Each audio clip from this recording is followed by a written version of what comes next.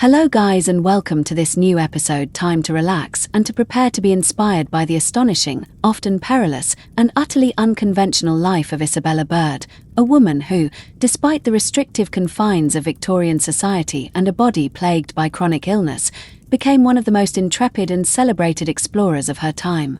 She didn't just defy expectations, she shattered them, trading corsets for practical riding attire, drawing room chatter for the roar of distant rivers, and polite society for the raw, untamed beauty of the world's most remote corners.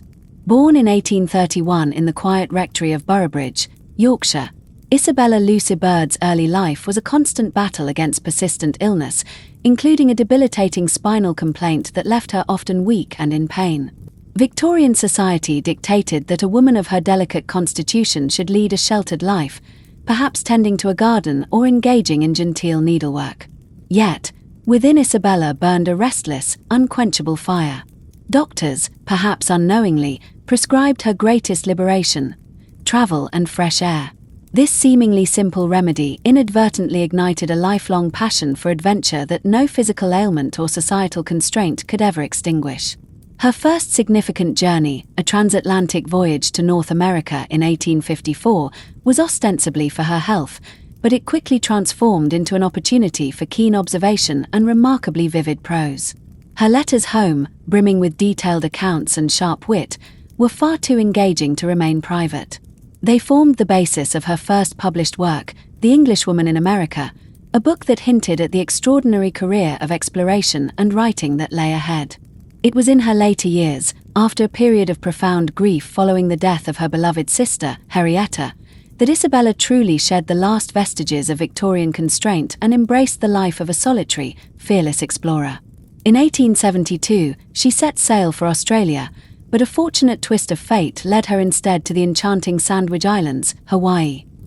Here, she didn't merely sightsee, she immersed herself. She fearlessly ascended the fiery slopes of Claw and the towering summit of Mauna Loa, a feat few women, or men, had accomplished.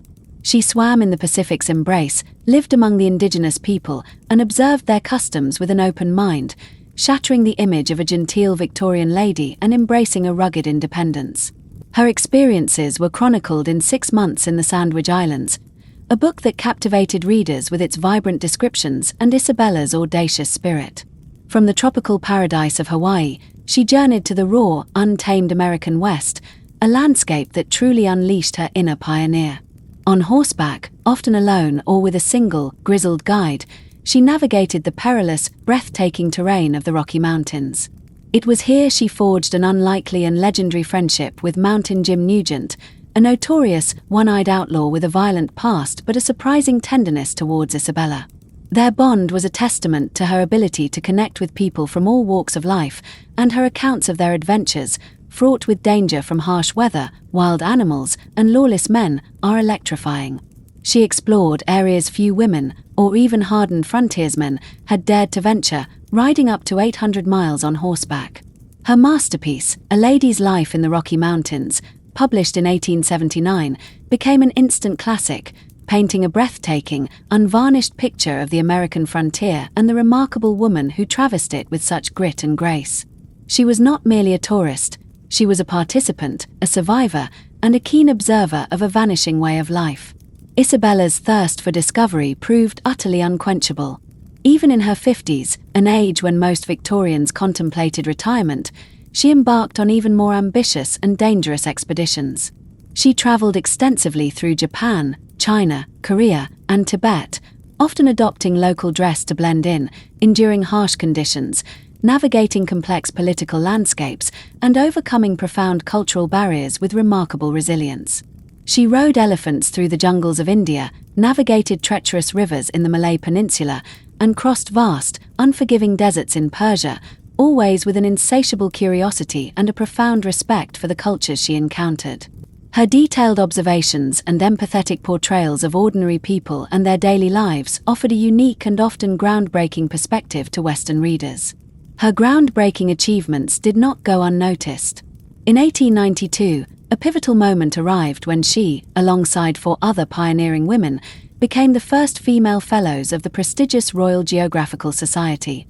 This was not merely an honor, It was a powerful statement, a testament to her undeniable contributions and the respect she commanded in the overwhelmingly male-dominated world of exploration. Her prolific writings were not simply travelogues. They were insightful ethnographic studies, rich with detail, offering a nuanced understanding of cultures often misunderstood or exoticized by the West. She was also a talented photographer, capturing stunning images that brought her distant adventures vividly to life for those back home. Isabella Bird's life was a magnificent, resounding rebuttal to the Victorian notion of female fragility and domesticity. She proved, unequivocally, that courage, intellect, and an adventurous spirit knew no gender boundaries. She was a keen observer, an eloquent writer, a pioneering photographer, and above all, a woman who lived life on her own terms, constantly pushing the limits of what was considered possible for a woman of her era. Her journeys were not just physical. They were intellectual and spiritual odysseys that broadened her own horizons and those of her readers. She passed away in 1904, at the age of 72, leaving behind a remarkable collection of books, photographs, and a legacy that continues to inspire generations of travelers, writers, and anyone who dares to dream beyond the horizon. Isabella Bird's story is a vivid, thrilling reminder that true exploration is not just about charting new lands, but about charting the depths of one's own capabilities and the boundless, unyielding spirit of human curiosity.